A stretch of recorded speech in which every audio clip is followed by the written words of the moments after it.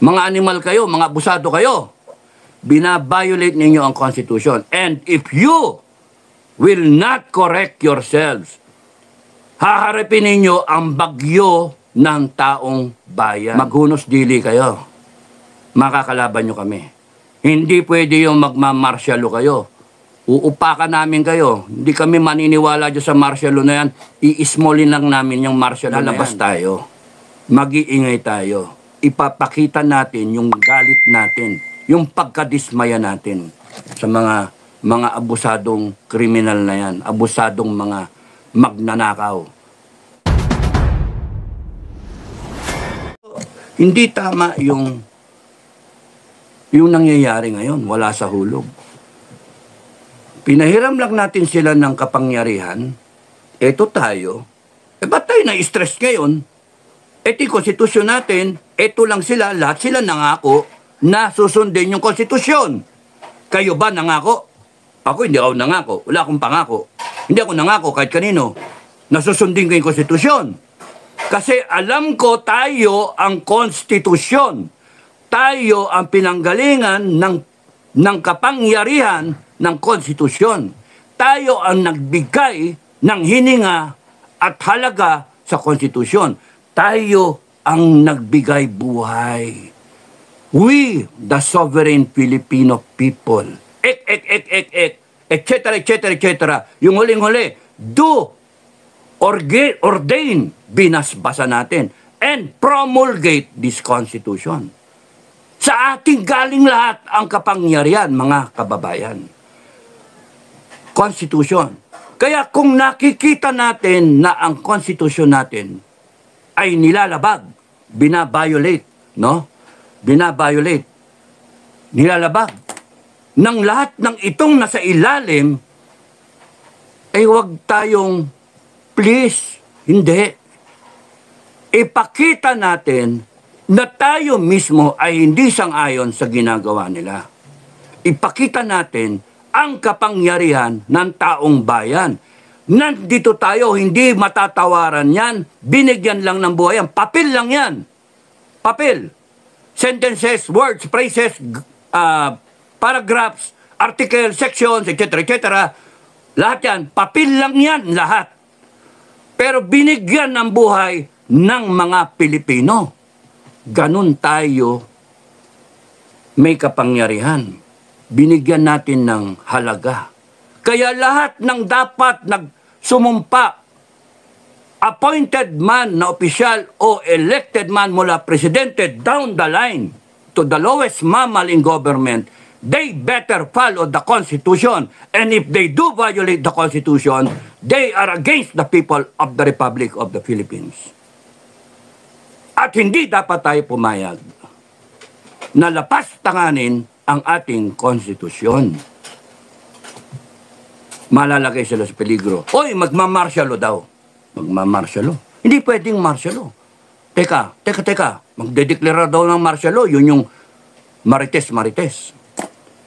Teka muna. Sino magdedeklara ng marsyalo? Presidente ng Pilipinas. Presidente.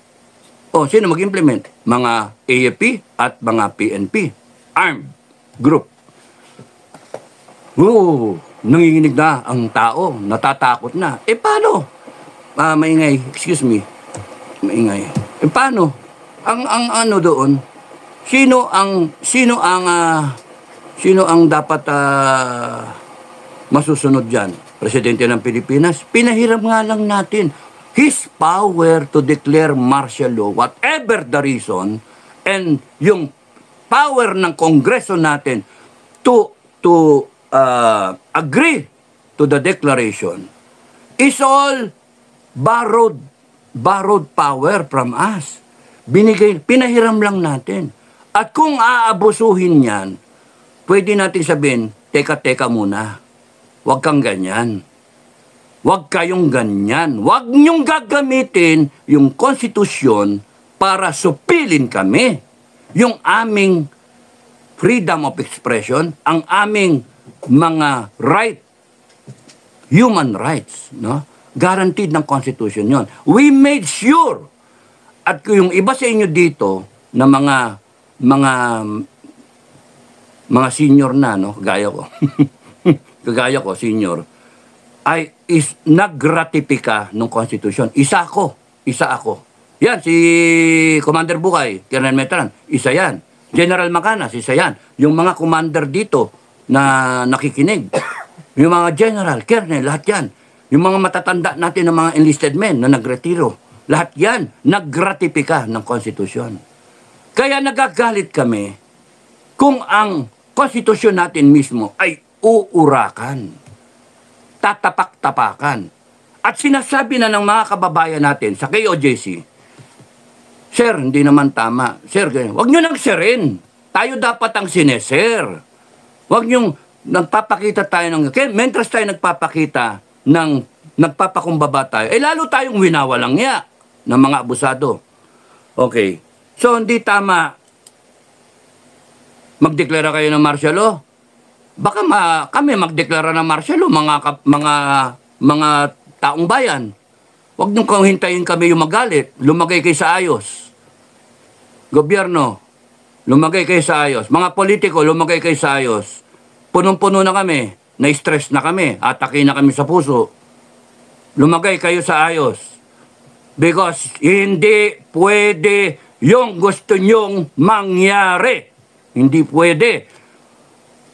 Bumenta na yon. Unang martial law, bumenta na yon. Dating mga pamamalakad, bumenta na yon. Dati, ang inaasahan ng tao, radyo tsaka TV. No? Dyaryo. Pero ngayon, ang may sokmed na. Bago pa lang nyo iniisip, kumalat na, nag-viral na. Hindi nyo pwedeng lokohin ngayon yung taong bayan. Hindi nyo pwedeng supilin ng taong bayan. Ngayon, kung merong mga taong bayan na naloloko kayo, sige, magloko-lokohan pa kayo.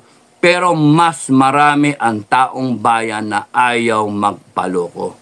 Kung gusto nyo bilhin nyo ibang kababayan natin na dadaanin nyo sa ayuda, sige, banatan nyo ng banatan. Bigyan nyo ng bigyan ng ayuda. As if kayo ang may-ari ng pera. Kami may-ari ng pera. And we can decide na one day, ayaw na namin magbigay ng pera sa inyo. We can decide that. Pwede namin itigil ang tax payment. Itigil. Ayaw namin. Ninanakaw nyo lang eh. Nilulustay nyo lang eh. Kaliwa kanan kayo, party, kaliwa, biyahe-biyahe kayo. Tapos, meron kayong mga flood project. 1.4 billion a day.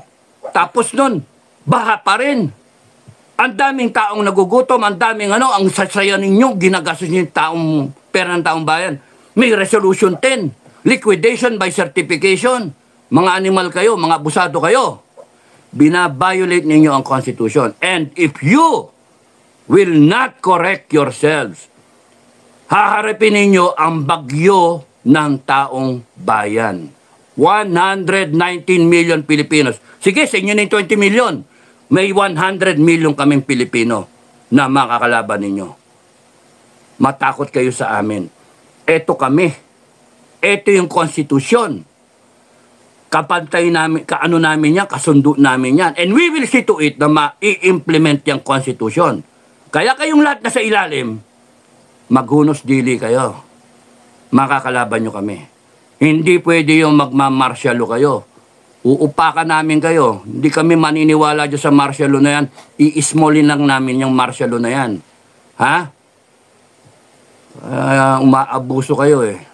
Ngayon, isa lang ang pupuntahan ito eh. Dalawa. Endgame. Anong endgame?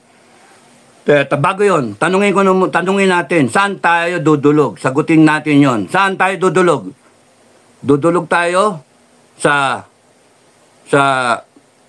PNP? Ginagago na nga tayo eh.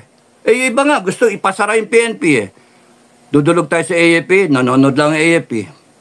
Dudulog tayo sa mga politiko. Presidente, nasan ka na? Nangyayari ito, tahimik ka. Parang kayo mastermind nito eh, no? O sige, dulog tayo sa korte. We still believe in our courts. We still believe in our justice system. Meron pang hustisya. Mga kababayan, hintayin lang natin ang sagot ng Korte Suprema. Ganon, hintayin lang natin yung sagot ng Korte Suprema. Kung hindi sumagot ng maayos ang Korte Suprema at pati yung Korte Suprema ay kontrolado na nila o nabayaran, nabili o whatever, isipin yung gusto nyo isipin, makikita naman natin kung ano yung sasabihin ng Korte Suprema. At kung maging negative yan, saan tayo dudulog? Sa konstitusyon natin. Doon tayo dudulog. Alam natin na yun yung gusto nating mangyari. Saan tayo dudulog? Sa kababayan natin. Dito, Republic of the Philippines, people of the Philippines, all 119 million. Lalabas tayo, mag-iingay tayo, ipapakita natin yung galit natin, yung pagkadismaya natin sa mga abusadong kriminal na yan, abusadong mga magnanakaw.